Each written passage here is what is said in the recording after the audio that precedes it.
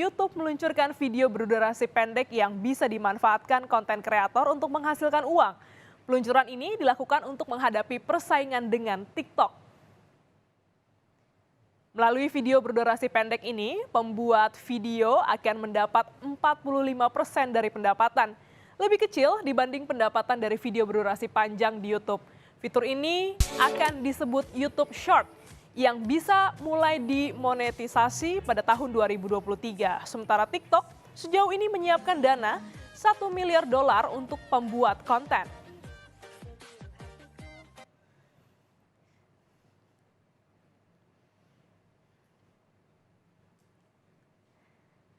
Nah, saudara, kalau bicara soal banyaknya media sosial yang beredar saat ini, nah buat Anda orang tua patut meningkatkan kewaspadaan agar anak-anak tidak terpapar konten dari media sosial yang tidak sesuai dengan usianya. Instagram pun mulai meluncurkan fitur agar orang tua bisa mengawasi penggunaan media sosial oleh anak-anak mereka. Kita akan berbincang pagi ini dengan Putri Silalahi, Kepala Komunikasi Instagram Asia Tenggara. Selamat pagi, Mbak Putri. Selamat pagi. Kabarnya sehat ya, Mbak? Sehat, Nah, ini ada Instagram mengeluarkan fitur perlindungan begitu ya, Mbak, namanya. Nah, ini sudah 2 minggu diluncurkan, bagaimana responnya hingga saat ini? Sebetulnya namanya fitur pengawasan di Instagram. Sejauh ini respon yang kami terima sangat positif.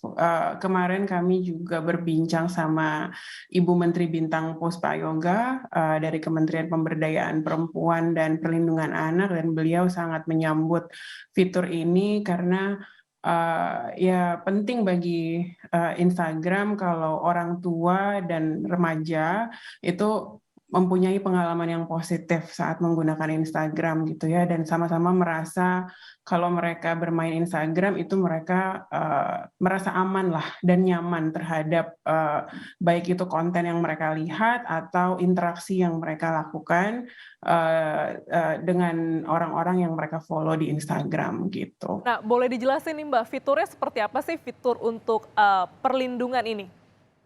Jadi fitur ini itu memungkinkan orang tua untuk menghubungkan akun mereka secara langsung dengan akun anak. Jadi pengguna bisa ke settings, nah terus di situ ada pilihan namanya pengawasan, di mana nanti orang tua bisa mengirim undangan ke akun anaknya, dan orang tua bisa mengawasi beberapa akun. Jadi kalau mempunyai 3 anak remaja, orang tua bisa langsung hubungkan ke 3 akun. Nah, saat akun sudah terhubung, itu orang tua bisa, mereka bisa mengatur waktu yang anak mereka habiskan di Instagram. Misalnya kan orang tua suka mengatur ini ya, suka kasih alokasi waktu ya ke anak mereka gitu untuk bermain untuk bermain internet, misalnya 15 menit. Nah, nanti kalau sudah 15 menit, akun Instagram mereka akan secara otomatis terkunci, jadi mereka nggak bisa main lagi. Yang kedua, orang tua kalau akunnya terhubung menggunakan fitur ini, orang tua bisa memantau daftar orang-orang yang anak mereka follow atau siapa yang memfollow anak mereka. Jadi kan orang tua banyak punya kekhawatiran kalau anak mereka melakukan interaksi dengan orang yang tidak mereka kenal di Instagram gitu kan, orang tua pengen tahu kan siapa sih orang-orang ini gitu. Jadi mereka bisa melakukan itu, mereka akan dapat notifikasi. Jadi kalau misalnya nanti ada misalnya seseorang yang orang tuanya nggak kenal, mereka tahu gitu, ini kenapa kamu follow dia di Instagram, ini siapa gitu. Yang ketiga, yang juga penting menurut aku sih, orang tua akan dapat notifikasi saat anak mereka tuh melakukan laporan ke Instagram, baik itu melaporkan konten atau melaporkan akun orang. Jadi misalnya mereka ngelaporin ke Instagram atau mereka ngeblok seseorang karena mereka ada perundungan, karena mereka dibully, atau ada harassment atau itu orang tua akan langsung mendapat notifikasi. Dan orang tua juga akan langsung dikasih link ke hub education hub atau hub edukasinya Instagram yang dikasih kayak tips dan trik soal bagaimana mereka bisa membicarakan hal ini dengan anak mereka. Karena satu insight yang kita dapat adalah kadang-kadang orang tua karena terutama yang literasi digitalnya terhadap sosial media itu belum terlalu tinggi, Mhm. mereka suka bingung gitu. Gimana caranya, apa sih ini Instagram, gimana caranya ngomongin soal blocking, apa ini blocking gitu kayak Hmm. gitu.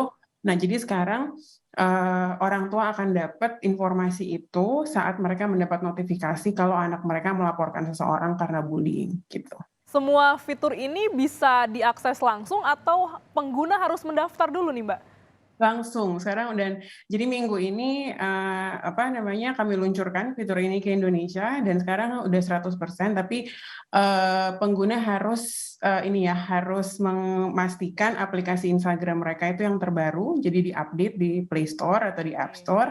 Mhm. Kalau misalnya udah yang terbaru, tinggal ke setting, nanti ada pilihan pengawasan, gitu. Oh, berarti ada di pilihan setting dan pengawasan ini bisa diatur mengkoneksikan Instagram orang tua dengan Instagram anak. Nah, Mbak, ini tentu menarik ya fitur untuk melindungi ya, membatasi bagaimana mengetahui sebenarnya bagaimana interaksi dan berapa jam sih, berapa lama sih anak kita bermain Instagram. Nah, pertanyaannya mengapa Instagram membuat fitur ini baru sekarang? Apakah ada data soal konten yang dibuka tidak sesuai dengan usia?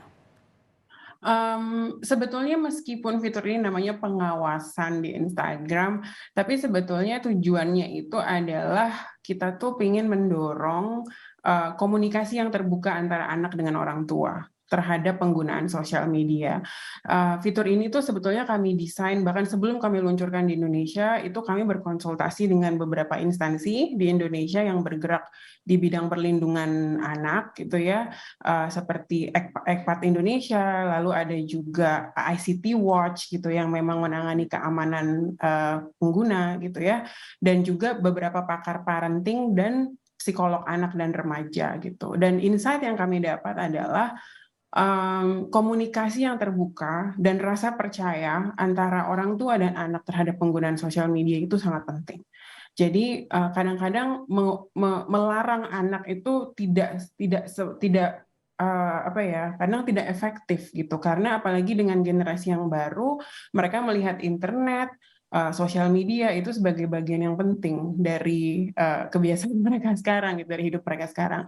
Jadi caranya adalah kita mau dorong nih ada keterbukaan. Jadi meskipun namanya fitur pengawasan, kami harap dengan bisa menghubungkan dua akun ini, orang tua itu dan anak mereka bisa menggunakan Instagram bersama-sama supaya orang tua bisa mengawasi dan mendampingi anak mereka saat menggunakan Instagram.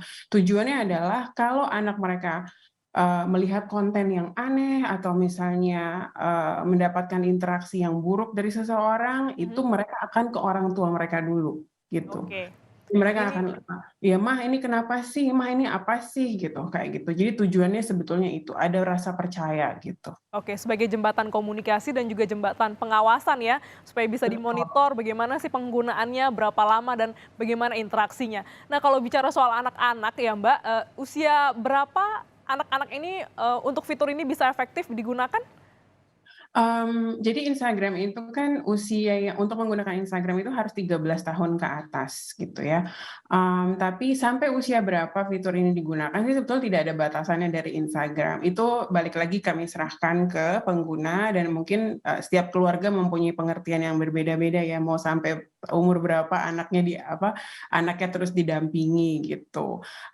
Tapi dari sisi fiturnya itu sendiri tidak ada batasan umur. Wah, luar biasa banget ya. Ini jadi bisa membantu orang tua dan anak-anak juga bisa termonitor bagaimana penggunaan screen time mereka, terutama penggunaan Instagram dalam kegiatan sehari-hari. Terima kasih Putri Silalahi, Kepala Komunikasi Instagram Asia Tenggara, telah bergabung di Kompas Bisnis pada pagi hari ini. Sehat selalu.